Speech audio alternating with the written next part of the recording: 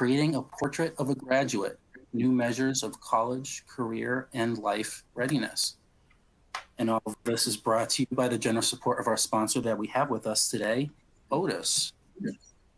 Now, before we get started, I'd just like to share just a few housekeeping items and we'll get right to the presentation. If at any time you need any technical support today, please use the Ask Question module, and that is at the bottom of your screen. It's the red button there with the question mark. We will also be welcoming any questions that you have today with a Q&A session, and that will be happening at the end of the presentation. You can submit a question at any time from now until then by using that same Ask Question module, the red one. Also at the bottom, the blue icon is our main chat that you are invited to use, and the pink icon, it contains our speaker's bio and his clickable email address, so look out for that. Also, there's some clickable and downloadable content that I'd like to direct your attention to. It's the related content module. It's the blue icon with the paperclip, and it just includes a few assets that are related to today's topic. Just click to visit the URL or to safely download the assets immediately. Also, I encourage you all to stay on to the very end to take our brief post-event webinar survey that will pop up immediately on your screen after I close out the session. Thank you very much. And now it is my pleasure to introduce our speaker. We have Scott Carr, who is the Academic and Career Planning Consultant for Redefining Ready and Portrait of a Graduate at AASA 7 in Wisconsin. Great to have you with us, Ron. The floor, as they say, is all yours. Yeah, thank you, Stephen. I appreciate the opportunity. Definitely appreciate the opportunity to take some time to talk about this really hot topic. I know it's a very, very hot topic here in our state of Wisconsin, and from what I'm understanding, it's turning into a real hot topic throughout the United States. When we start to talk about redefining ready, moving towards readiness in our educational systems, and really starting that work with Portrait of a Graduate is really what we're going to talk about here today. But I wanted to just introduce myself. On the left-hand side, you'll see I am with AASA 7. We're a collaborative agency in the state of Wisconsin. There's 12 agencies in our state, and we support all of our school districts, about 430 school districts in the state of Wisconsin, and support them through different types of work. And this is some of the work that we do with our school districts. And I can't move on in a presentation like this without at least sharing my three children I have. So all three of them are part of a school system at this point. Two of them go to college, and one of them just hangs out in the school with me once in a while. So I'll let you guess on which one that is. But yeah, so as we move forward, I really wanted to start out at least here a little bit of giving an understanding of what our Wisconsin system is all about. Back in 2017, there's an initiative that came through and it became public law for our school systems that we had to incorporate academic and career planning within our school systems from grade 6 all the way up through grade 12. And that initiative really includes, as you can see on this page here, on the bottom left there, a 4-part process for our students that they go through to get to know themselves, explore, plan, and go. And it's been some of the best work in our state in relationship to preparing our students to be future ready, really. And it encompasses not only work-based learning, but also career-based type learning opportunities that include Start College Now, early college credit programs, which is a real piece of our dual enrollment programming within our system. And just a little bit more information regarding those 4 different steps that we do cover. As I said, the self-awareness is really the first step of our students, and we try to ground that in our classroom, our school system, and then also connect to our communities with that.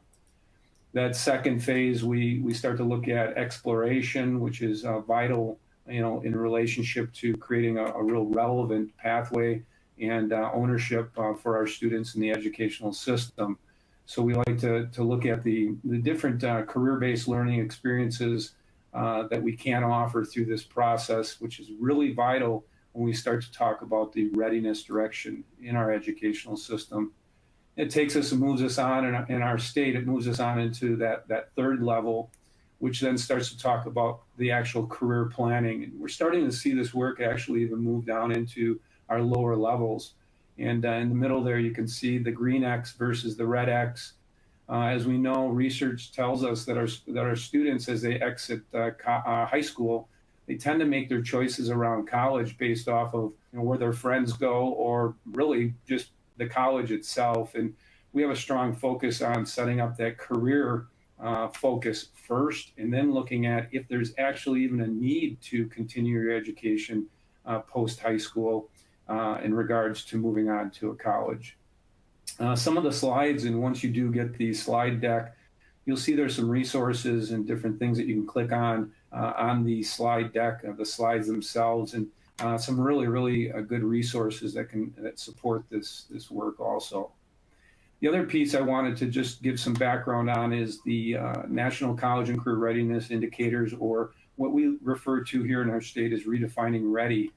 We jumped on board with Redefining Ready in the state back in 2017, also right around when ACP was initiated in our state. Currently, right now, out of about 430 schools, we've got about 100, just over 100 schools that are really participating in that type of work in regards to moving their school systems forward. Redefining Ready really has some nice objectives. It's based off of metrics, obviously, allows you to really tell your story through that data, and it really holds accountability, and also with a focus on improving your programs and services. It's supported by the School Superintendents Association, which is part of the United States, obviously. And as I mentioned, it's grounded on metrics. They do focus in 3 different areas: that college, career, and life ready. A lot of the work that I do in our state here, and I do lead this work in our state, and also some of the surrounding states are starting to dip into this work. I do like to focus on continuing education rather than using the word college. I tend to think when you use the word college and or career, you start to create a fork in the road, either before graduation of high school or after. So sometimes we look at it as continuing education, or that's the focus where we like to move towards. So as I get into districts and I start to work and support this work within districts, I tend to start with school boards and or the superintendent. And it really needs to start at that level to kind of put a focus on this question right here in front of us. And that's really to ask ourselves, what is the fundamental purpose of an educational system, and what does that look like? It tends to, in our state here, get us thinking and really moving towards revisioning, reimagining, and redefining, really what student success is all about.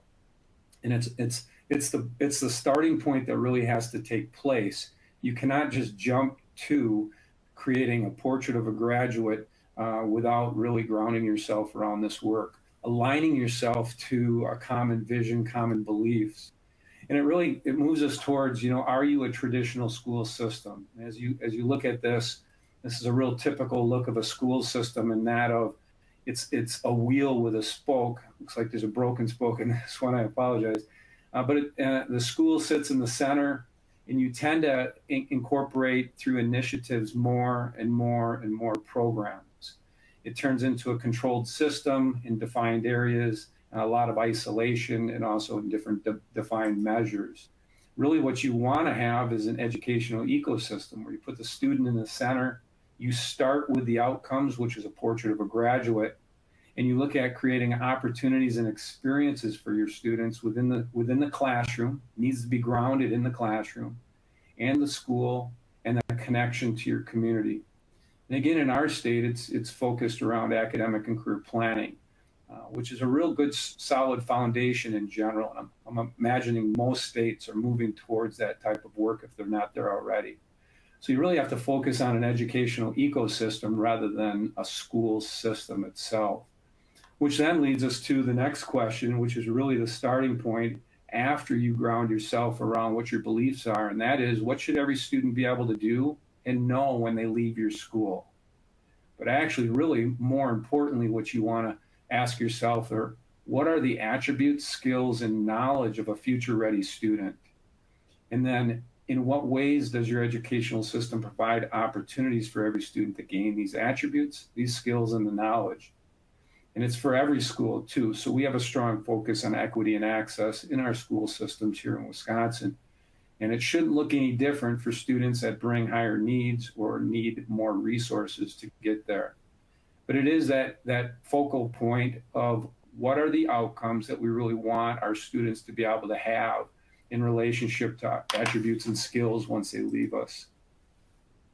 So what educational system would you create to guarantee these attributes, skills, and knowledge?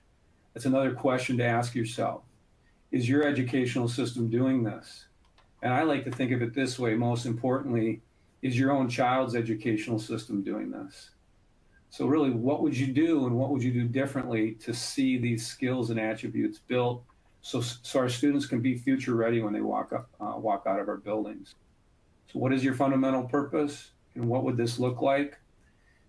One of our focal points as we move forward in the work that I do around this is I start to talk about responsibility, which in our school systems looks like, and you can see this funny cartoon here. We've all heard it, right? In school systems, I'm still waiting for the day that I'm actually going to use this in real life.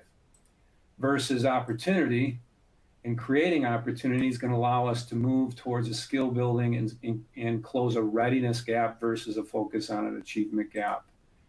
And if you want to, I'd challenge you on this. Take a walk into your schools, into your high schools if you would. It's probably the easiest place to do this. Walk into a classroom and pull a kid aside and ask them. Ask them what they've been working on over the last 20 minutes. And ask them, is that something you want to work on? Or is it something that you have to work on for class? And if they're talking to you about, if they tell you that it's something that they have to work on, more than likely it's coming to them as a responsibility.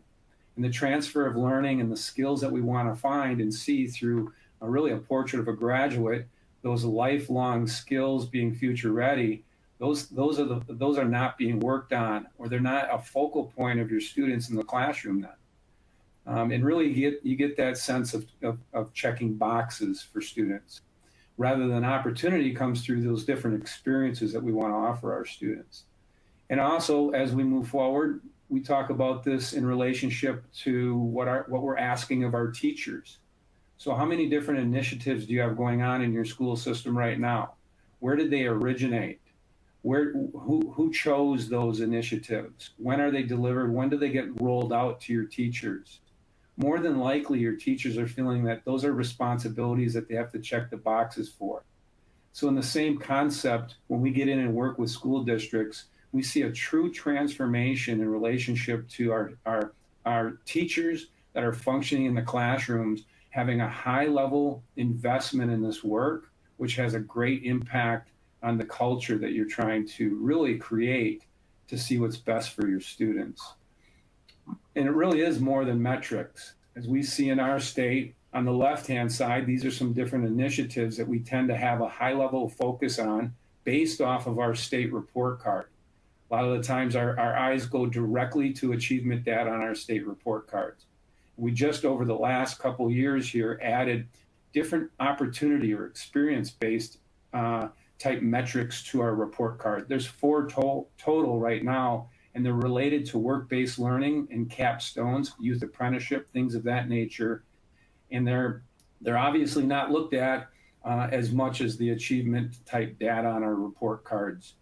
And when we start to do work with schools, we change that focus, which allows us to look at creating more opportunities for our students in our school system to create that relevance for our students, which then creates a self-guided self-learner, and that's really what we want to see happen. So what does that look like? What does that path really look like? It starts with a portrait of a graduate, which I'm going to talk about here in just a couple minutes. But it really has to be embedded and grounded in every single classroom. It has to start with taking a look at your labor market information. What's our economy demanding of us right now in our own communities, our regions, our state, Midwest for us, and really in the United States. It should incorporate career and community connected type learning in our classrooms. We need to move away from those hoops that we make our students jump through to capture the learning process and make it more relevant, tying it to our students' interests and what they'd be good at, which we look at as a career identity for our students here in the state. And really then embedding the curriculum within the career and community connected type learning activities within classrooms. We have to connect every classroom and our schools to our community. We have to embrace the opportunity to get our students out into our community, into work-based and career-based learning type opportunities that build that strong connection to our own communities. We have to have capstones such as internships, youth apprenticeship for our students. We're seeing a lot of that taking off in our state here, and it's part of the work that I can do or that we do in regards to pulling this whole system, this educational ecosystem together. And what do we have? We've got a future-ready graduate once they walk out. Here's a process that we've put together, I've put together for a school itself. And basically on the left-hand side is the work that they've done. And I help support that in relationship to creating a portrait of a graduate. So their focal point in the outcome of the skills and attributes that they want to see their students walk out of their building with, as you can see, there's 5 of them on the left-hand side.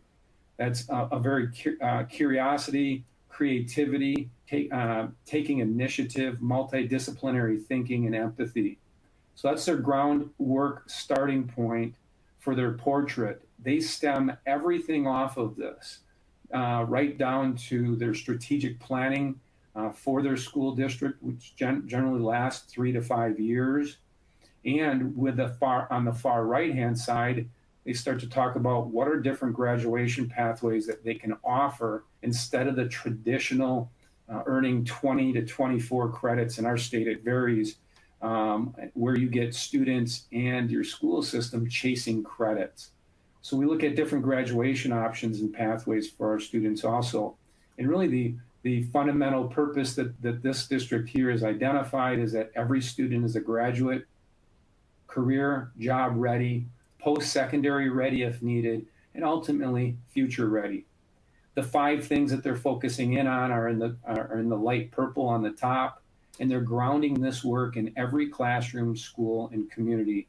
And the foundation is built upon it, the ACP concept. So that's their IT, as we call it, and we look at opportunities and experiences for that. So that leads us then into talking about developing then a portrait of a graduate. As I mentioned right at the very beginning, identifying common beliefs as to what you believe the fundamental purpose of an educational system is really the first step. And it should be with a school board, superintendent, district office, a strategic team to see if that push, that same vision is common amongst those decision makers. But from there, creating a portrait of a graduate is a community-based type approach. That's the most vital and the next step that you have to take. It goes alongside then that revisioning, reimagining, and redefining student success as you look at doing some things differently within your school system. Those 2 things should parallel themselves. If you're not doing that and you create just a portrait of a graduate, you're probably going to end up with a lot of words on paper that your teachers are going to not know really the true meaning behind it and the work that's going to be needed to be able to see those experiences and opportunities start to exist in your school system where your students are going to gain the most success and the most benefits from. So as you create this portrait of a graduate, it's for every school system should include all students to be able to have these types of experiences. And it should be very intentional in fostering the types of skills and attributes that we want to see in our students and really moving ourselves away from high-level achievement and that really grinding work that we're asking our students to constantly do with practice of really the academic pieces to that traditional classroom. We want to grow from there. Here are some examples in relationship to what does it look like once you've completed creating a portrait of a graduate. Here in the middle, this is a graduate profile. It's from a district that I did work with, and I actually was a part of creating that graduate profile. There's an example on the right-hand side, which is Kettle Moraine School District, and then on the left-hand side is Pewaukee School District. You can see in the middle The example in the middle has four different common areas, and then the bold words are typically those skills and attributes that you're looking at, having every student walk out really acquiring those types of skills. Here's some more examples. And again, when you get the slides, you'll be able to sift through here. And Howard Schwamico is a great school district in our state that's really moving this work forward, and they have been over the last 5 to 8 years. So you'll be able to link to their website and really grab some great information. There are some school districts, and I've been doing a lot of work with school districts at the middle school level and even the elementary level of developing the portrait of a graduate, portrait of an elementary student, or portrait of a middle school student. So how do we move this forward? How do we initiate it? What does it look like? As you can see in the middle, those are all the stakeholders that need to be involved in developing this process. It's not just educators doing it. You do not have this as a push coming through your district office or even at the high school level office administratively. And it's even more than just having teams in your school create it. You want that believe in and buy-in from those that are a part of your community so you can start networking with your community. There needs to be a focus on a readiness gap and closing that readiness gap.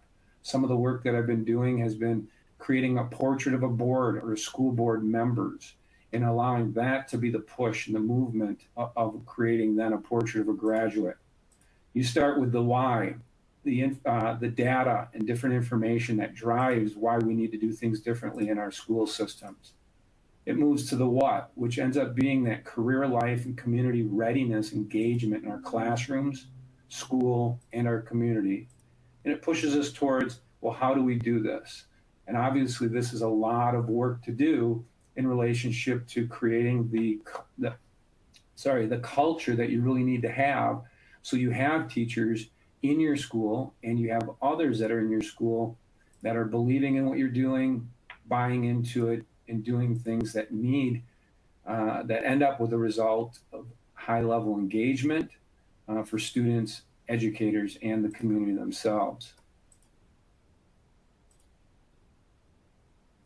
Needs to be brought forward by an action team for the most part. Again, that's a lot of the work that I do when I get into a school district. So the why, starting with data and information, resources. And as you look at this, the why data, you can click once you do get these slide deck.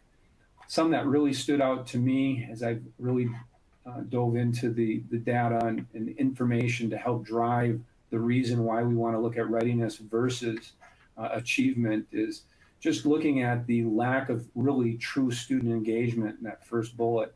The second bullet is really interesting in relationship to it's about 65 to 70% of our students go on to college, yet we only see 25% of them graduating within 4 years. And of those that graduate, we're seeing 33% of them go into gray collar jobs. Basically a gray collar job is having a college degree, not putting it to use, and you're working at a Starbucks or a Menards distribution center or something that just is not related to what you went to college for. And at this point right now, we're seeing that it's between $40,000 and $50,000 that our students are leaving our 4-year colleges in regards to debt. And so if you're in a gray collar job trying to make ends meet and you've got that type of debt, just think of how that hits our economy. So what is that telling us is that our students are probably maybe not ready for college, obviously not ready to make the decision in regards to what to get into in college or shouldn't even go. They need opportunities for readiness in our high schools. And really we need to create that relevance for them so that they can understand and own their educational journey and pathways. This is a resource that I recommend and have used. It's a great book, a very easy read and very much related to the topic that we're talking about here today. Ken Kay and Susie Voss are great people, willing to even talk to you about the process if you ever wanted to reach out to them. So the end results is, and when we see this work take place and really get grounded, is where it should be, and that is that academic and career planning and ending up in the classroom itself. And the circle on the right-hand side identifies a few things that really what you're going to see in the change in students in their classrooms, and really the change the educator needs to make in relationship to it. So you're going to see a high level of engagement out of your students, but yet you're going to see a high level of subject relevance out of your educator in relationship to career and community readiness. You're going to see that students are invested in civic duties. You're going to see that the educator is going to connect the classroom to the community. You're going to see a high level of understanding of their strengths and interests out of students so they can own their own educational journey. And you're going to see the teachers in the classroom really move towards knowing their students and then creating life readiness opportunities within the classroom itself. So it's something you can read through once you get the slide deck, but it's really grounded in relationship to having a high level of engagement in career-based learning experiences. And the benefits are listed down on the bottom. Really, really does move your school system, your educational system in a direction that it need to head to create the opportunity for our students to be life ready. So what does make the difference? You know, and what are those readiness experiences and opportunities? These are just some examples of what we'd like to see ourselves move towards in our state. In the classroom, we're really looking at that, you know, a portfolio-based assessment involving career-based enterprises and different personal projects around careers, involving in civic engagement projects. This is something that's greatly taking off in the United States, and there's numerous different opportunities out there for our educators to invest in and get involved in their classrooms. Same with our schools. We want to see a higher level of engagement between our school system and our community, really marrying the two together, but also supporting that community, getting engaged right into our classrooms. I'll talk a little bit more later here in relationship to the previous school district that I was a part of and some of the creative things that we've done with that in relationship to connecting our community to our classrooms and our educators. With that, though, we're going to move on. I do want to put a plug myself into Otis. I think it's one of the best data warehouses to help support this type of work moving forward. When I started this work a while back, I really wanted to find somebody that could ground the data, the metrics, but more importantly, create something that would be user-friendly, not only for our teachers, but for our students. When our students can grab in and own this type of their metrics and own their journey and see that relationship through really goal setting and seeing the progress that they've made, you're going to see a more invested student. They're going to understand the relevance. And I think Otis really does a nice job of offering those types of opportunities. So with that said, I'll turn it over to Kendall. Yes, thank you so much. And it's a pleasure to be with you all here today. My name is Kendall Hunter. I'm here representing Otis to really share a tangible solution that you can implement in response to today's learning to really provide students with every single opportunity to be future ready. Myself, prior to joining the team at Otis, I'm a former middle school special education teacher, certified reading specialist. We're a company largely made up of former educators, and this is just something that we're incredibly passionate about as well. So if you've yet to hear of Otis, we are an all-in-one platform that really helps every student reach their full potential by providing educators with that one single place to gather, visualize, and act on data. And we do that by really providing a number of tools, including some that support analyzing data from every source, as Scott alluded to, that data warehouse. So whether it's state, national, or local data, you can visualize that in one place in Otis. Teachers can also deliver assessments in Otis. I did that when I was a middle school special education teacher. So whether it's a common assessment, a formative assessment, summative, benchmark, I could keep going. You name it, we've got thousands of really ready to use assessments to determine where students are, or you can build your own. And our assessments flow directly into either a standards-based gradebook or a traditional gradebook, so you just have everything in one place.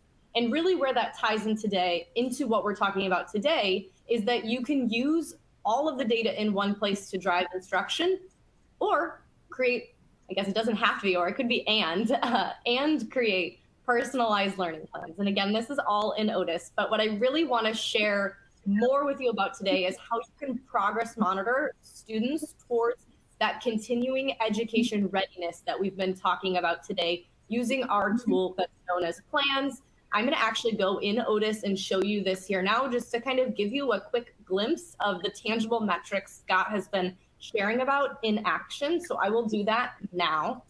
But what I really love about this tool is that you can monitor truly any goal. So you can use this for academics. You can use this for behavior, executive functioning. Of course, for the purpose of today, we are going to talk about tracking readiness experiences and opportunities that you might be mapping out with students as they prepare for the future. So I'm here in Otis now. This is kind of a glimpse of our platform.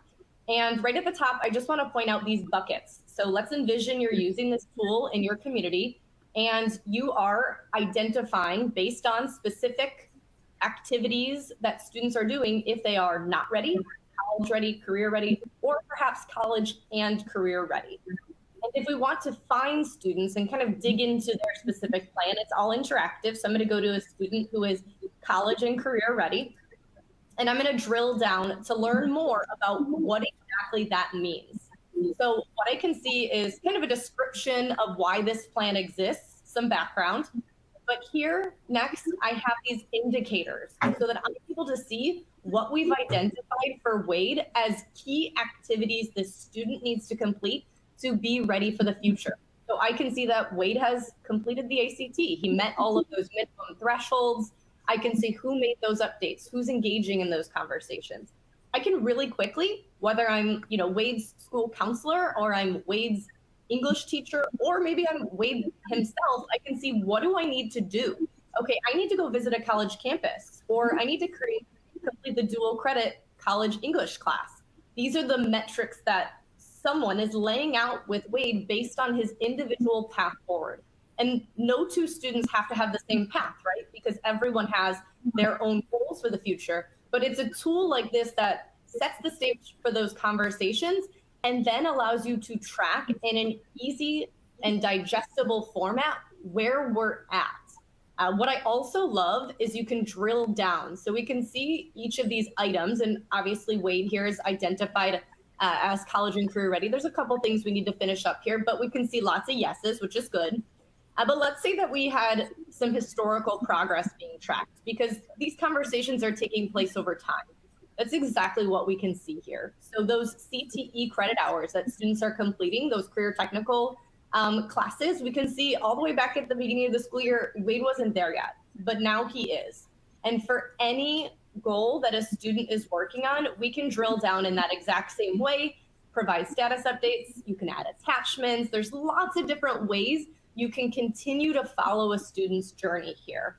If you are an administrator and you want to quickly find the 33% of the student population that's not ready and figure out what's the plan here, you can very easily do that. So if I go into a student who's not ready, I'm seeing a lot of red here, lots of no, we need to do some work on the ACT.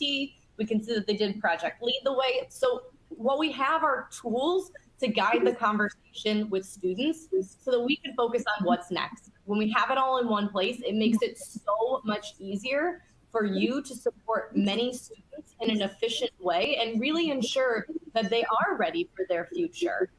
And as I mentioned, again, you can follow that journey for any students and their metrics and really provide those updates along the way. So that was really just a snapshot of what Otis can do as far as tracking some of those metrics. We recently released the ability for students and families to be able to see those plans that I just showed you in their account, which really is just providing so much more visibility, especially for students to be able to pull it up and say, hey, here's what I need to do. Look, I need to visit that college campus this weekend. I need to make sure that I commit to that. This is my plan. This is my future. And this is built for me, with me. And that really just is a great way to have that conversation and keep it going and keep it relevant. So we'd certainly love to continue the conversation. If you want to dig into progress monitoring, any goals with Otis, or just learn more about Otis, you can find us at otis.com. But we're excited to continue learning from Scott throughout this webinar here. So I'm going to hand it back over to him. But thanks for letting me share more about those Otis plans, Scott. I appreciate it. You bet, Kendall. And I'll say that I've spent some time with Kendall and others from Otis, and they've given me a real deep dive in what they can do even further than what she just shared with us here. And I think it's probably worth your time if there's an interest in that. I know that data warehouses are hard to come by, especially the good ones. So yeah. So I'll move on and really talk a little bit about some more of really the direction that you need to move in relationship to your revisioning, your reimagining, and that is taking a different way to think about learning, right? So how do we involve students in learning that it's not limited just to the school location, promoting students' choice and how they share what they've learned, and then best prepare our students for the future of work and learning. And we looked at it and found that unbundled learning is really a direction to go. Learning that takes place in multiple areas, accelerated pathways, and that is that articulated learning through different options such as early college, dual enrollment, earn and learn ladders, technical training, things of that nature, apprenticeships.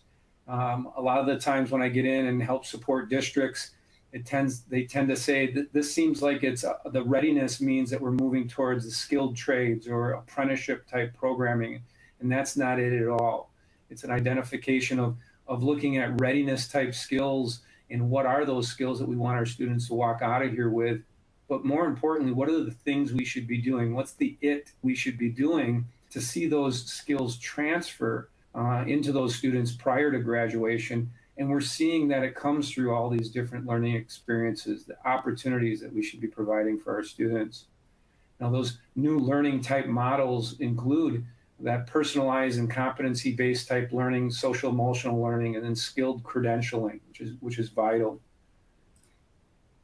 One of the pieces that I do want to talk about in this career connected learning is actually a guide, a learning model guide there, and that's from NS4Ed that talks about how do we connect career connected learning to our classrooms. So it does a great job of identifying different things that you can do and that can take place in your classroom to create a future focused, tied to the real world, data informed, it's relevant, meaningful. And that has a direct response in relationship to our students just being more engaged in their work. And we embed then that our curriculum into this work as we move forward. Creates that future focused, real world at every grade level. Incorporate that labor market information.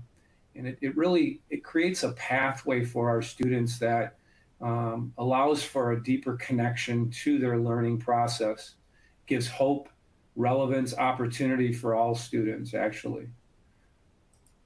So as we move forward and look at, here are some examples of some of the work that I've done for a district, and this is Hartford Union High School District in our state. And these are some of the different initiatives, if you would, or different focus areas that we started on. And it really evolved into a focus on readiness for our students. And one of the key pieces in our state is creating career pathways for our students, intentionality within our school system. So we're seeing our students have those opportunities to go through a relevant pathway through their 4 years of high school. That included, as we went through this process, one of the things that we did at Hartford Union High School was to create higher expectations for our students for graduation. This is an example of the 3 areas of focus that have actual graduation requirements for our students or for their students that relate to career, college, and then also citizenship requirements.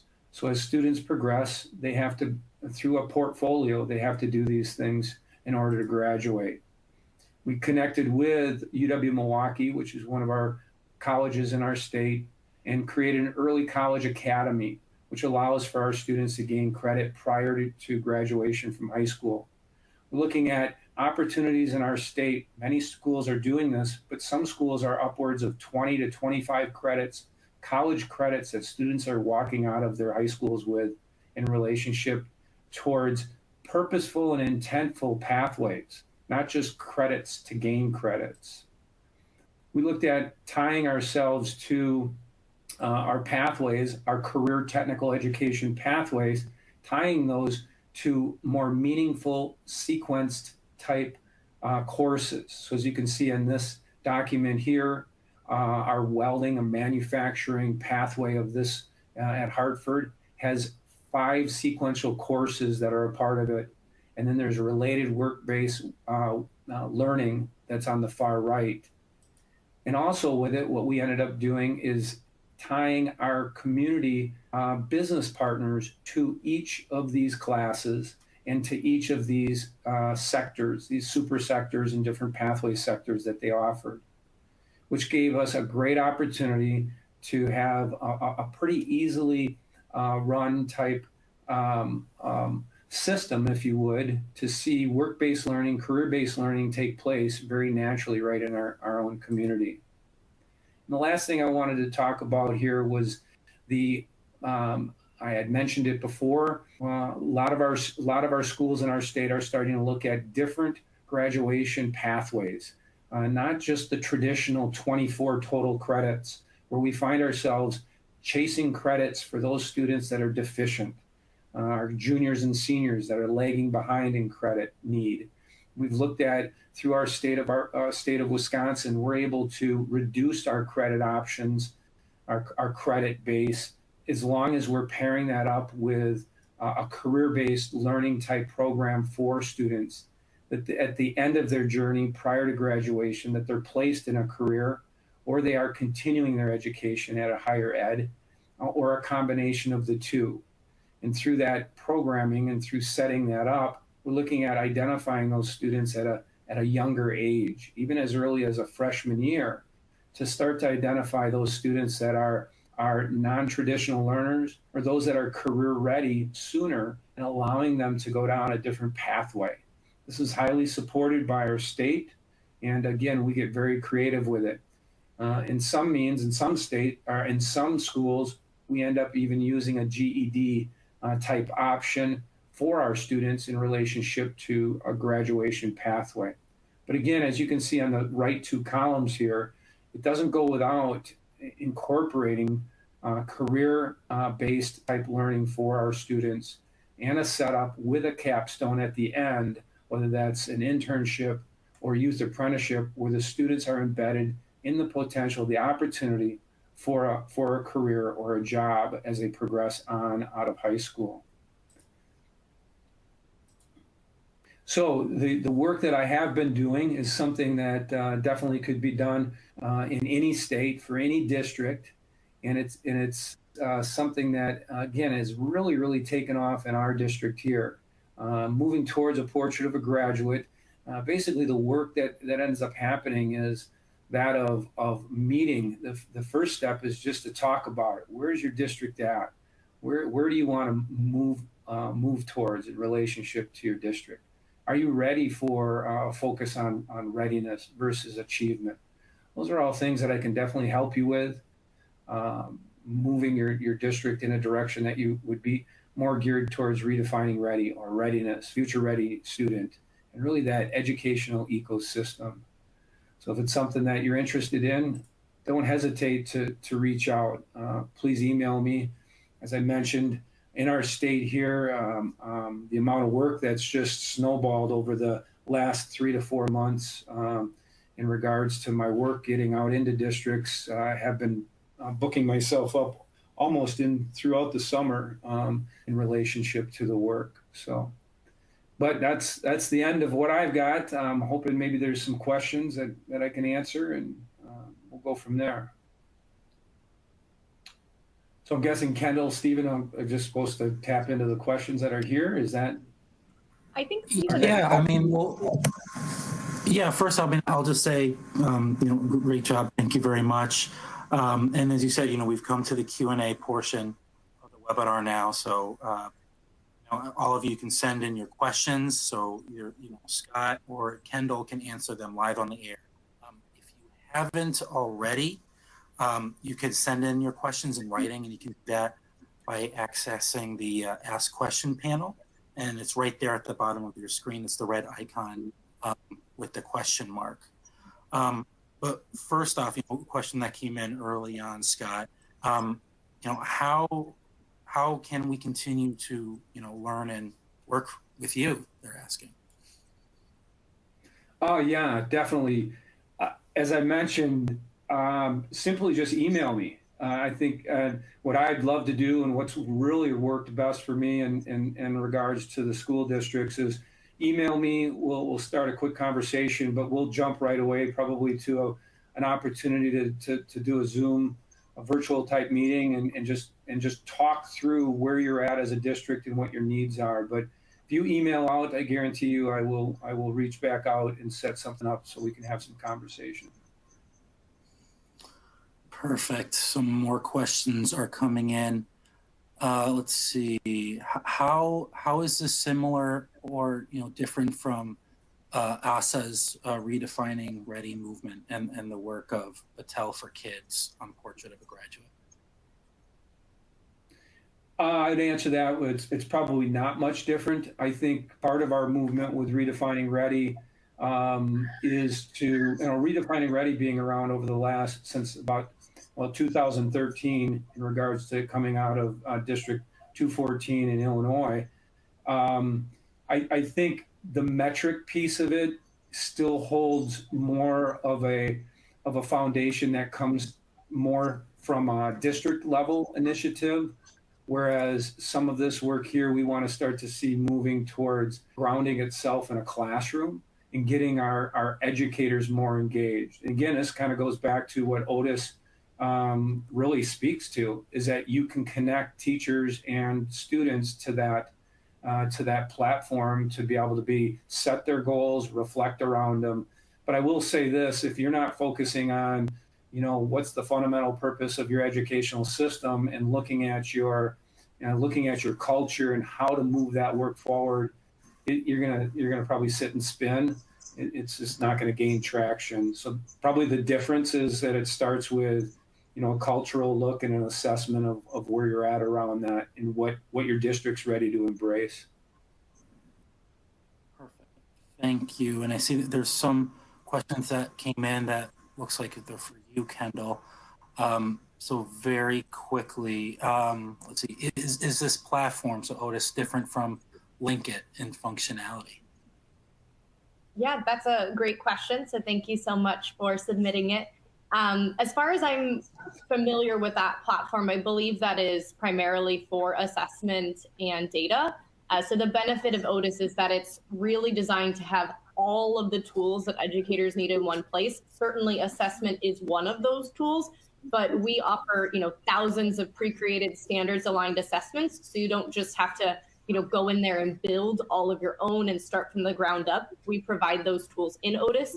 And additionally, we integrate with student information systems so that we can send all of that data that you're generating back to that, source of record for your school district. So there's no dual entry. So certainly we offer, one of the tools or one of the features that LinkedIn is known for, we offer that, but we kind of go above and beyond that to provide that really comprehensive all-in-one integrated experience. So I can reply to that as well in writing in here and share our URL so you can kind of poke around our website and see that function of how we go beyond just assessments or just being for data. Great question. Perfect. And a quick follow-up question, because this one's also for you. So this person, they're out of state. Is Otis nationwide? Yes, absolutely. We have over 1 million student users. We're across the country. We have quite a big footprint in K-12 schools, so definitely. Perfect. Other questions coming in? Great. Keep them going. Again, if you want to submit a question, if you haven't yet, bottom of your screen, clicking on the red icon with the question mark. So this next question, apart from CTE, How do you see incorporating life career readiness in other subject areas?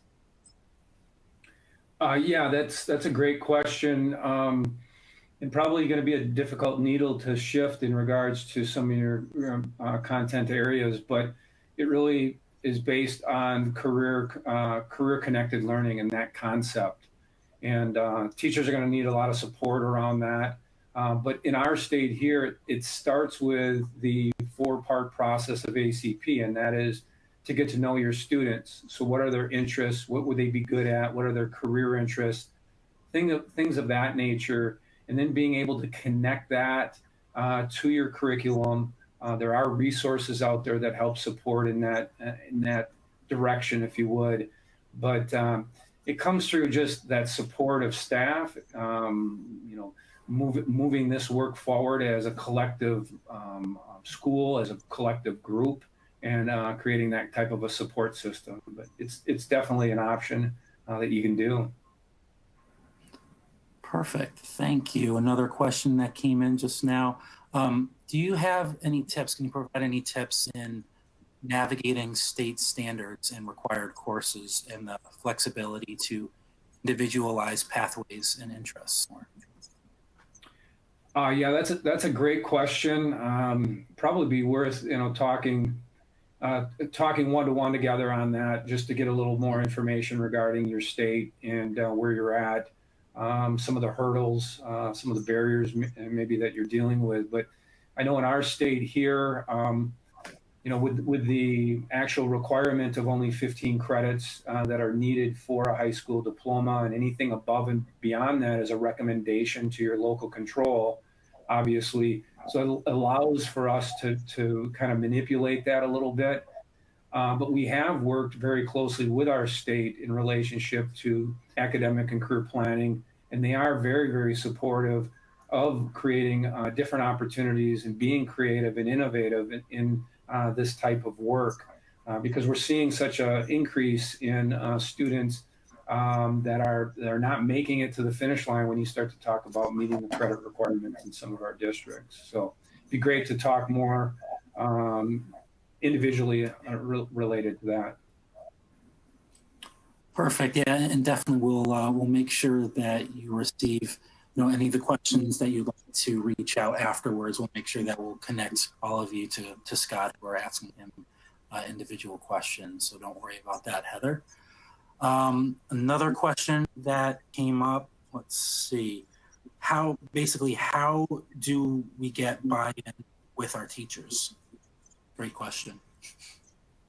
Yeah, that is a great question. I don't know about other states, but we tend to live in this us versus them kind of mentality in our educational system. So that's why I talk about, this work needs to be grounded at the starting point of a school board, district office, and then from there, strategically involving more individuals in your educational system around that work. I really feel it's okay to have non-negotiables, meaning you're going to move towards this work for sure, but letting the roots of this work take off at the classroom level with your educators, with your teachers. But it is an approach that takes a while, a year or two to really see traction with it take off. Again, probably another conversation to go a little bit deeper into the details on how I do this work. But we've had in the schools I've been in so far, there's been about 35 total. We've had great success and a lot of enthusiasm, and quite honestly, part of the enthusiasm is coming from our educators recognizing a movement towards readiness versus achievement is what we really need to be doing. And when you start to connect educators to their own kids in relationship to what the educational system is really all about and what they would prefer for their own kids, it tends to snowball itself, to be quite honest. Perfect. And another question just came in. Is the school counselor involved in this process? And if so, how are they involved? Yeah, that's a great question. I'll give kind of the layers of the work and how I approach it. So if the school board isn't involved, and at times, sometimes they don't get involved because they're more of a management type structure. And so I'll start with superintendent and or district office level, and we call that a strategic team, where they get exposed to this work, this change, this concept. From there, we look at creating what we call a readiness team. And that work there would definitely include counselors, teachers, educators, a lot of different stakeholders at that point. So we have a real solid, it's very equitable in relationship to, making those decisions in relationship to where you're headed with this work. The non-negotiables tend to be set where they should be set with your strategic team, which tends to be, again, district level, but it's somewhat broad. The non-negotiables are centered around, what's the fundamental purpose of why we exist, and then keeping it pretty subjective and allowing then for the community, the educational system, those partners to create your portrait, the outcomes, and then you fill the gap in between with the work that you're going to do. Perfect. Thank you very much. I have one more question here, but then again, once I ask this question, we get it answered, and we still have some time left, and please feel free to continue submitting your questions in the meantime. But right now, the last question that we have, what do you feel the timeline or length of time it will take to see an impact on student outcomes? Like, what measures will show this? Yeah, that's a great question also. I think the biggest part of this work and what I tend to do right up front initially is kind of assess current state. So it's hard to really answer that. Some of our districts are further along, and we've seen a ton of districts already dive into Redefining Ready, and they'll have metrics and a scorecard. When I get in and work with them, we find that the metric scorecard is not grounded in the classroom, where you can go in and ask teachers, what is this? And they really, really don't know. And so I get in and do a strong assessment in relationship to academic and career planning within our state here, to get a current state, identify what are some of those opportunities and experiences that currently exist. Is there crossover? Is there a relationship between every class? Your core subject areas, and then also your CTE areas? Or is it all in isolation? Where are you at with your culture? Do you have a strong belief in, or do you have a high level of resistance to change? So there's numerous different variables that play into this, but going through that assessment and taking a strong look at current state, it's very exciting. It's very exciting work. You incorporate teachers in that conversation, and you start to see them get real excited about it. I tend to look at this in any type of a systematic type change. It's a 1 to 5 year process with it, but it definitely is the right work to do. Perfect. Awesome. Thank you very much. So that is all the questions that we have right now. We're right at near the top of the hour too, and we want to be mindful of your time. But that said, there were some questions, that Scott was saying that he'd like to speak to you after this webinar. Make sure at DEA we'll make that connection so you can reach out to Scott. And also too, as I go through my closing slides in just a few moments, if there are any other questions that come to mind during that time, please feel free to continue inputting them into the Q&A, and we'll make sure to send those over to Scott and Otis so that you can stay in contact with them. And also, please, again, stick around until the very end because we do have a quick post-webinar survey we'd like you to take part in. But we appreciate it. But first off, thank you again to Scott, Kendall, for your time here today. And of course, thank you to Otis. And I'd also just like to take a minute to thank you, our audience, as well, for joining us here today. For those who you enjoyed our presentation, there are many more upcoming web seminars like this one that are provided by us here at District Administration, which is the leader in editorial coverage of news, trends, as well as issues in K through 12. We have a wide range of readers who subscribe for free to DA, and they stay up to date with us in our print magazine, online, in our newsletters, as well as web seminars like this one. Also, if you would like to watch this web seminar again, or for those of you who believe that the solutions that Kendall and Scott were talking about would be helpful to your colleagues, and I'm sure that would be the case, you'll be pleased to know that our team at DA will be sending you an email at some point tomorrow, and in that email will include an on-demand recording of this web seminar, as well as the link to the slides.